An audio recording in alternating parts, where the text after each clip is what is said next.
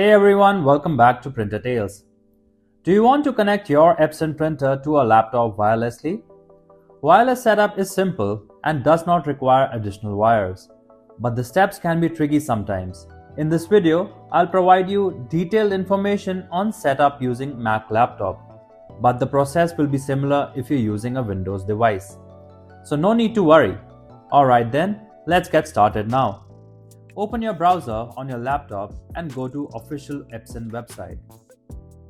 On the home page, type your printer model name into the search bar to find specific driver for your device. Once your printer's page opens, look for Welcome Screen and click the Let's Get Started button. Scroll down the page until you see the Download button and click it. A pop-up will appear. Click Start Download and wait for the file to finish saving to your computer. Go to your Downloads folder, find the file you just downloaded and double-click to start the installation. Read through the license agreement and click on Agree button to continue.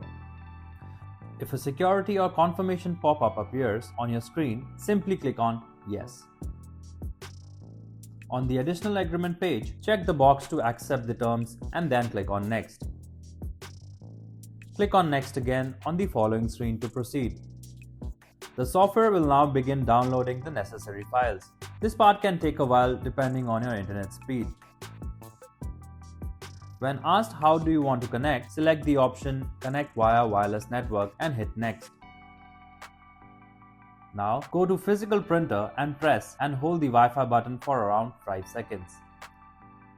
Head back to your computer screen and click on the Next button. A Setup in Progress message will appear. Just let it finish, and once it's done, your printer is ready to use. If you like our content, give us a like. And if you want to learn more, subscribe to our channel. You can also visit Printer Tales or call us on the following contact numbers. If you think we haven't covered your printer yet, you can let us know in the comments section.